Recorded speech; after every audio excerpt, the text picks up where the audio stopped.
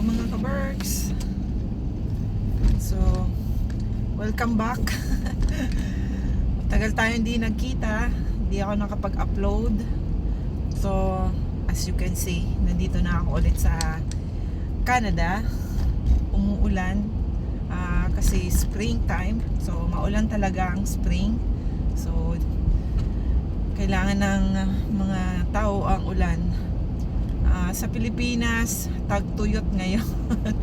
So, maraming pananim na kailangan ng ulan, pero unfortunately, hindi madalas umulan ngayon sa Pilipinas. So, dito, ayan, inuulan kami ngayon. Malamig pa, kaya naka-jacket ako, pero hindi kasi lamig pag winter. Kaya ito lang ang suot ko, naka-fleece lang ako.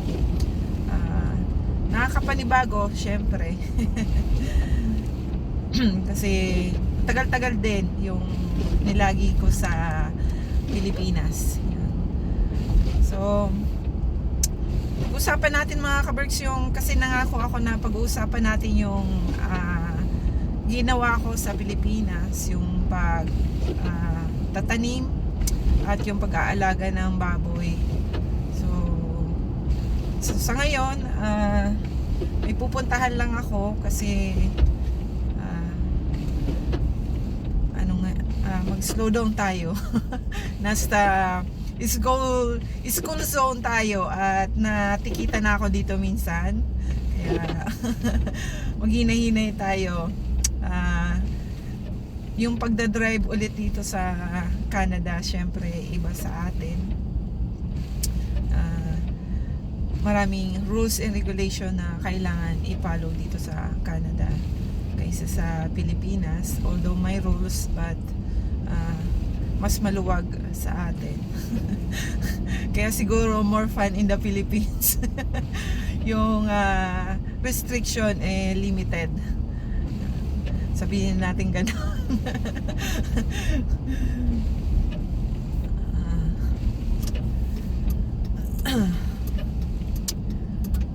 So, yun mga ka-Berks, pag-usapan natin mamaya pag nakaano na ako.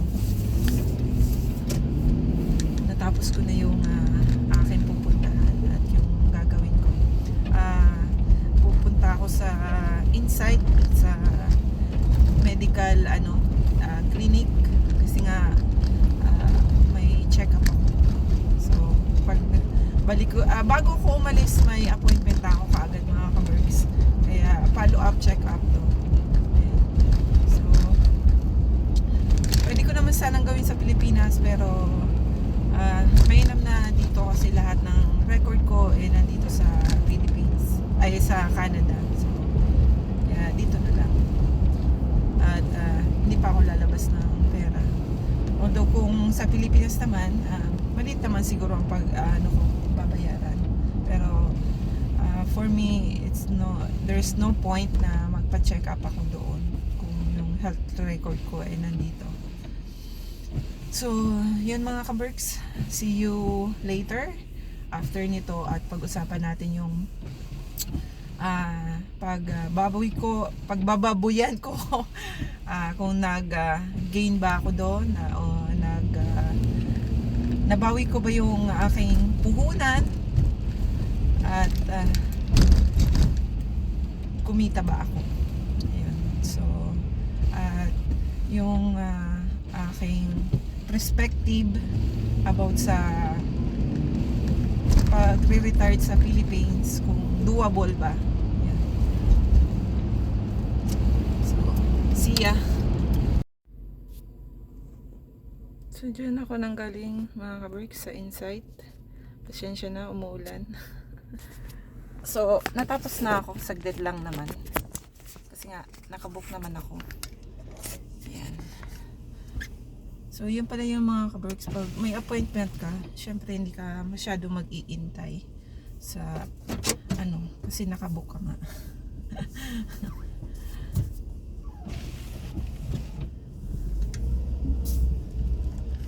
So, kaya mga ka-Berks, doon sa mga nagsasabi na anong tawag niyan, nahihirapan sila na ano. So hindi ko naman siya masyadong na-experience kasi nga may doktor ako. Mas marami ata kasing doktor dito sa Alberta kaysa sa ibang lugar, kaya ganun. Kaya iba-ibang lugar, iba-ibang probinsya, so population, yun pa yun. Siyempre nakaka-apekto rin yung population, diba? Kung maraming tao, so, tapos kulang ang doktor, yan. Kaya yun, huwag na natin elaborate kasi supply and demand.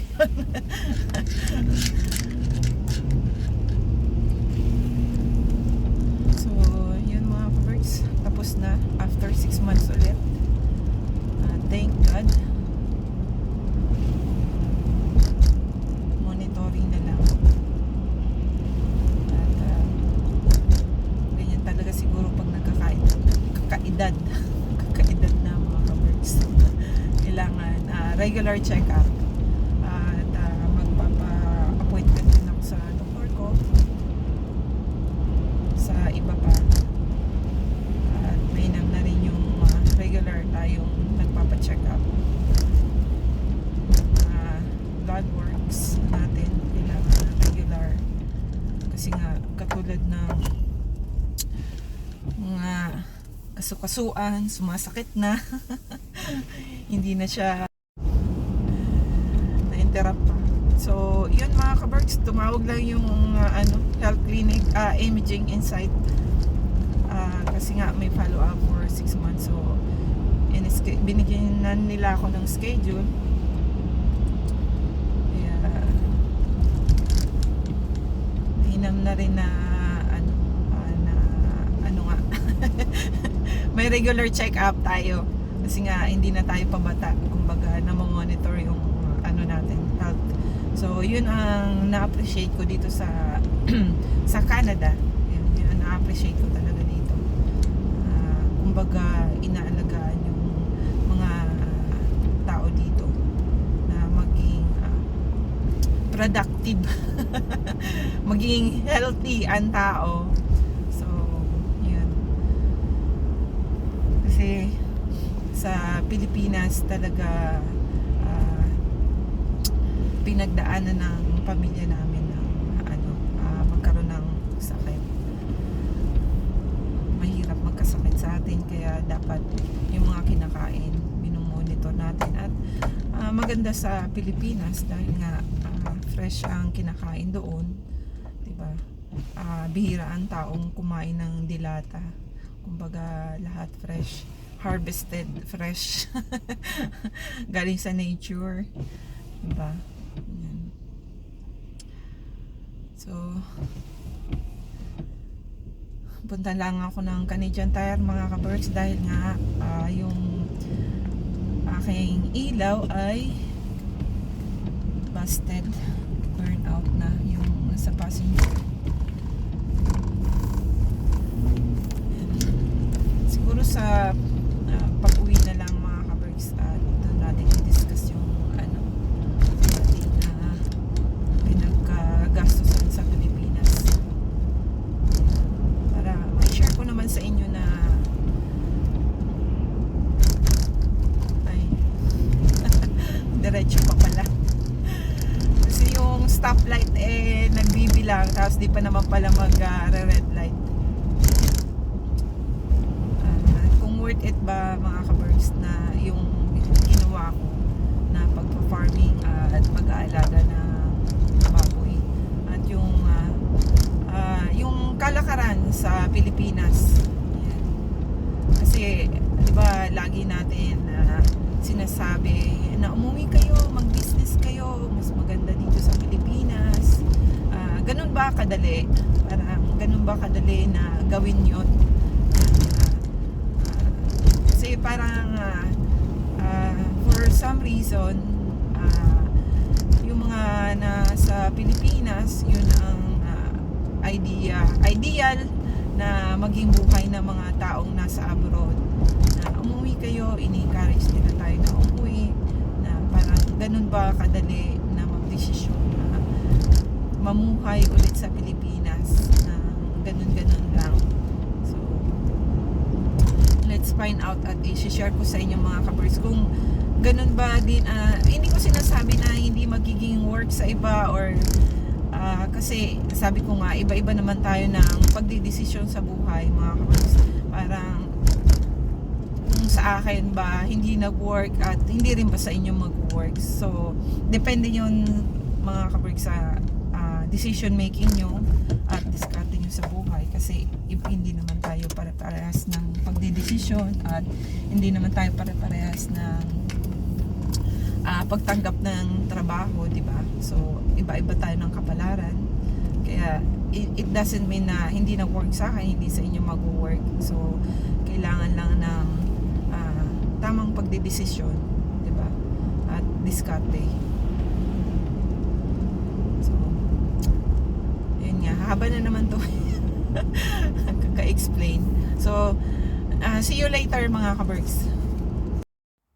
So nandito na tayo sa farm mga kabergs.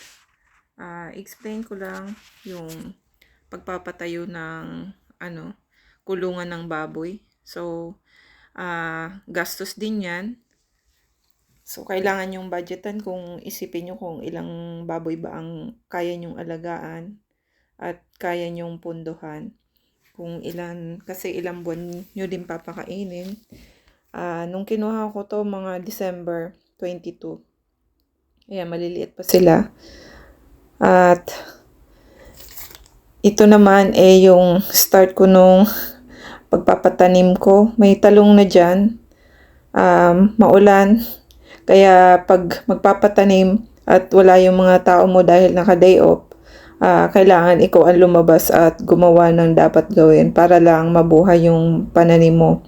So yan ang buhay ng pagpa-farming mga kabergs. Kailangan mong gawin ang mga dapat mong gawin para lang mabuhay yung pananim mo.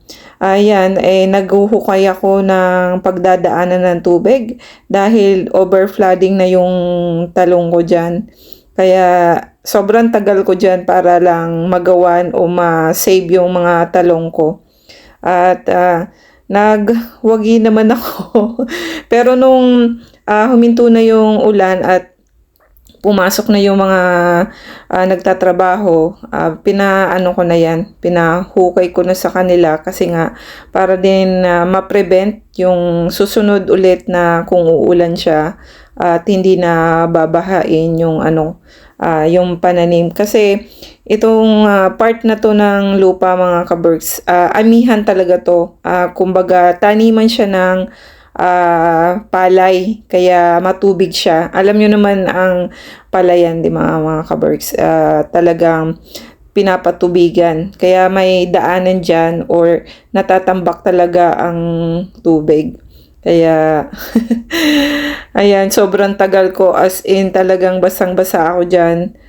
Kasi nga ang dami niyang inulan, maghapon na ata to or dalawang araw na sunod-sunod na umuulan. Wala akong magagawa kundi i-save yung pananim ko. Kasi pag hindi ko yung ginawa, yung ginastos ko, mababaliwala lang din.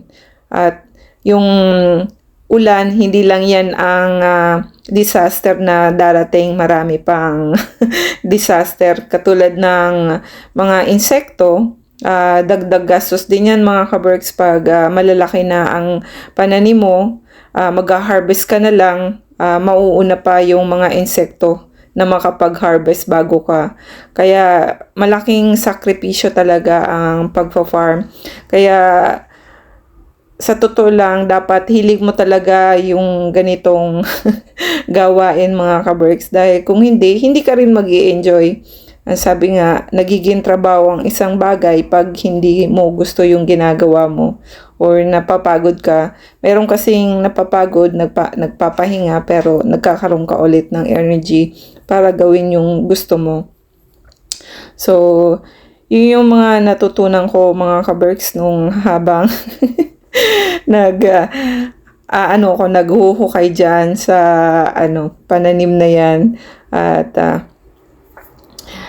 kasi kasama na rin dyan ang pagmumuni-muni kung ito ba talaga yung gusto mong gawin pag uwi mo sa Pilipinas, or yung magpapahinga ka na lang ba, at yung parang pensioner ka. Pero sabi ko nga, maaga pa ako para maging pensionada.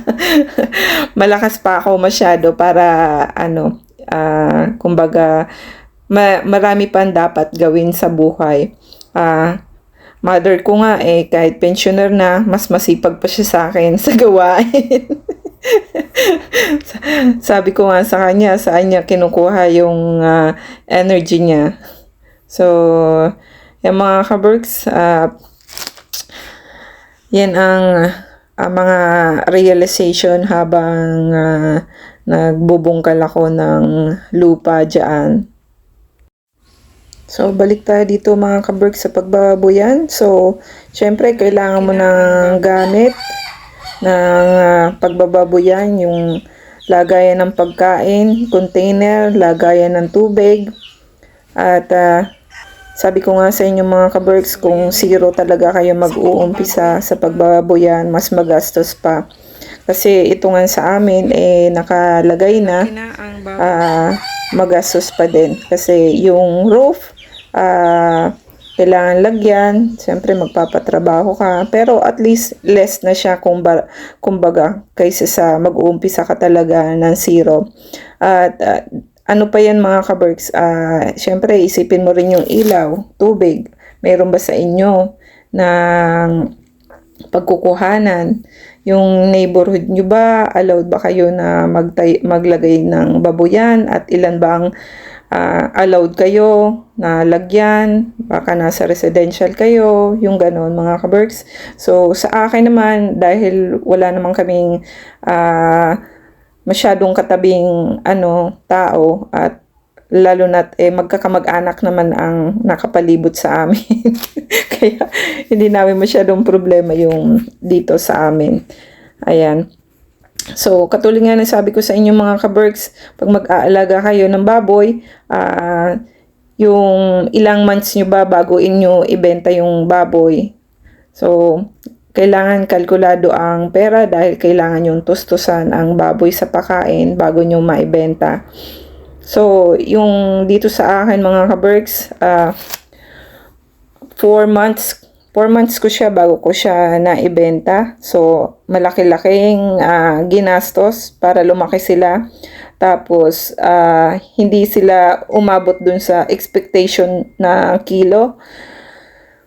So, lugi na yon mga kaberks, dahil sa Pilipinas pala napag-alaman ko na may bracket sila na pag that time nung bentahan namin nasa 180, mahal na daw yon mga kaberks, at swerte ko na at nabenta ko ng ganun. Pero hindi ako nakabenta ng 180 mga kaberks dahil kulang sa kilo ang mga baboy ko.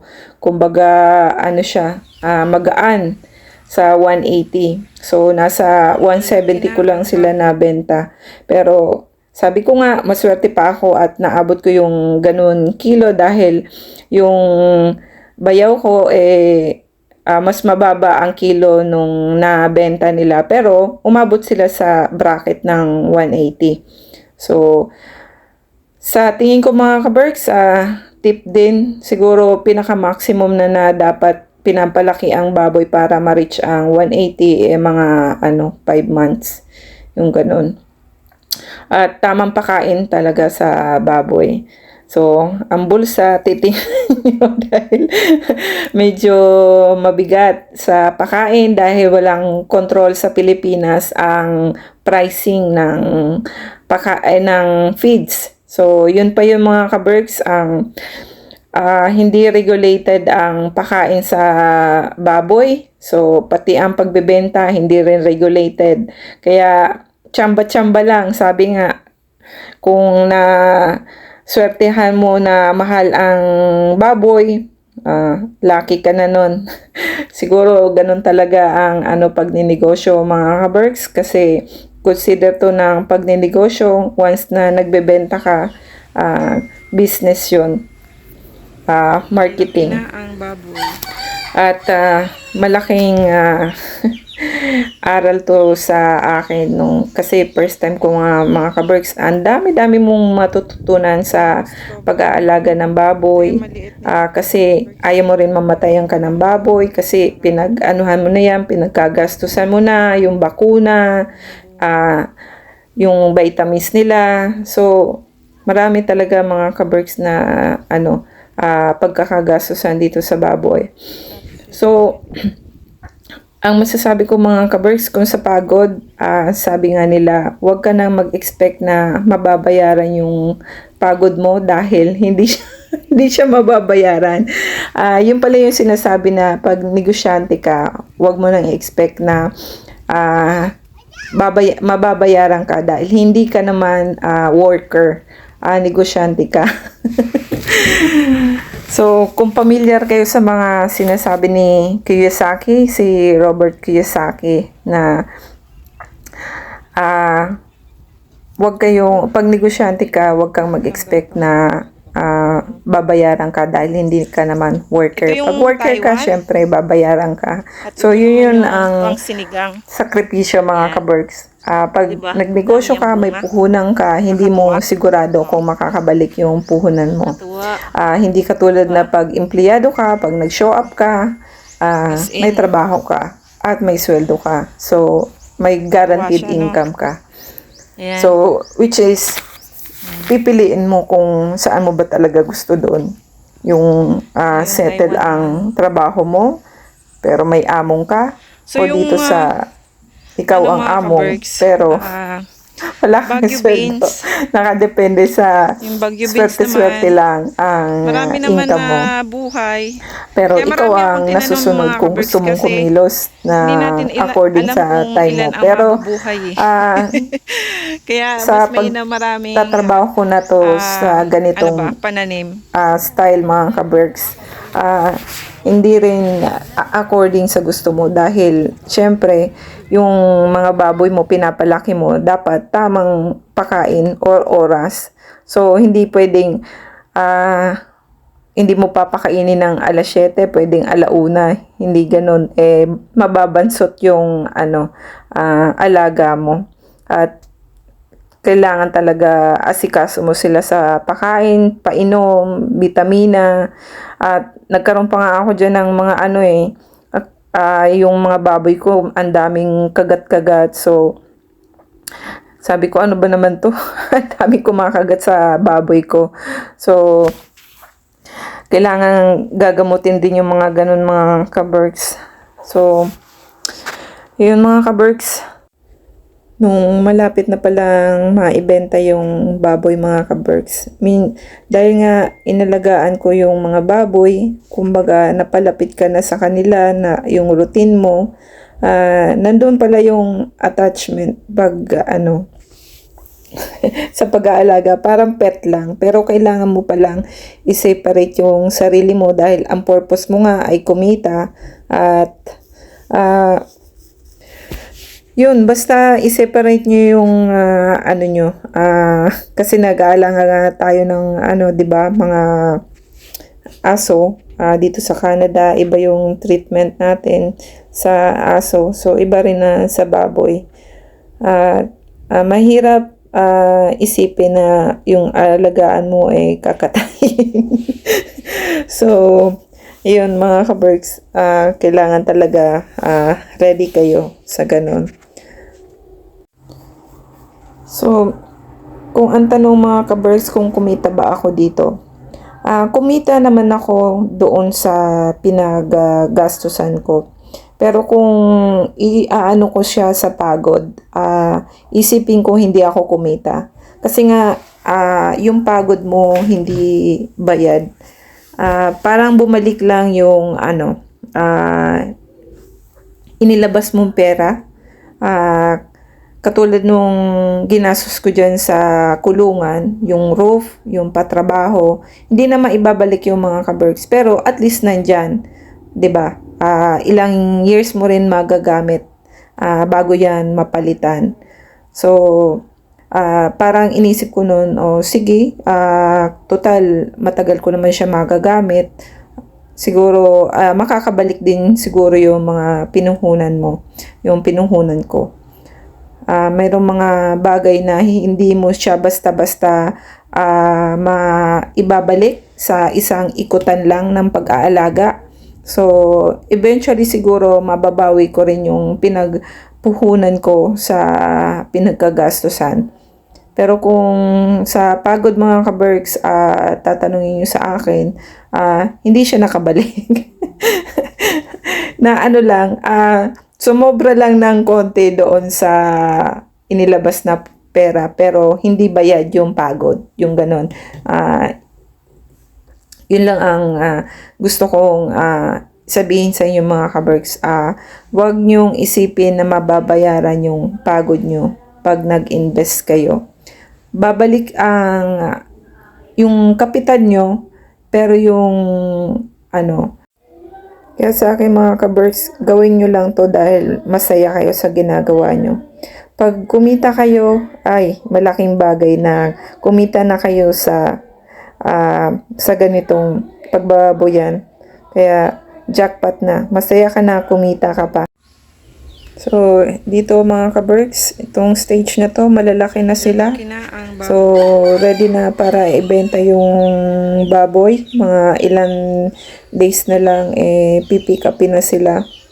Dahil nga, pabalik na rin ako nito sa Canada. So, pupunta tayo sa farm. Tingnan natin yung mga pananim. So, ayan na mga ka-Berks, may mga bunga na yung mga kamatis, yung talong. Dito mga nakapag-harvest na rin ako ng talong dito. Lahat sila naman maayos naman sila. Ayan yung talong. Ayan. So, marami-rami rin akong na-harvest dito mga ka-Berks. At ito yung mga na-harvest na. Ayan. Nakabenta rin ako ng madaming kamatis. Ayan. So, yan nga mga ka-Berks, depende sa supply ang supply at demand mga ka-Berks sa presyo. Kaya pag maraming nag-aalaga ng baboy, mababa rin ang baboy ng presyo. At depende rin kung marami pangangailangan. So, balik tayo dito sa Canada mga ka-Berks. So, pasensya na sa ilaw. Nandito lang ako sa kwarto kasi dito lang tahimik. So, ma-advise ko ba sa inyong mga ka-Berks na ganun ang gawin? Hindi naman lahat ng tao kasi mahilig mag-farm at mag-alaga ng baboy at magtanim. So, pero kung ito ang hilig nyo, gawin nyo kung ito yung ang hilig nyo. Marami naman paraan kung ano yung gusto nyong gawin pag gusto nyong may income sa Pilipinas. Hindi lang pagbababoyan at hahalaman or panananim, pagtatanim ng mga vegetable. So, pag-uusapan natin tong pagfa-farming ko. So, unang-una mga ka-Berks, yung gastos. Hanggang kailan ba or hanggang kailan yung supply at marorotate nyo yung pera. Hindi pwede yung capital na ubos tapos walang return, di ba? So, napakahirap nun kung maglalagi ka sa Pilipinas ng walang parating na pera tapos yung capital mo nauubos. So, aalamin nyo yun sa sarili nyo kung hanggang kailan yung pera na kaya. At kung marami ka pang gusto pala mga ka-Berks, halimbawa, hiling mo pa mamasyal, marami ka pang gustong gawin, para sa akin, hindi siya uubra na marami kang gustong gawin at gusto mo mamasyal. I think hindi siya sasapat dahil nga hindi regulated sa atin ang pananim. Parang supply and demand. So, pag nagkataon na maraming nagtanim at season, yung presyo ng pananim mo babagsak. So, yun mga kaberks. Same thing sa baboy. At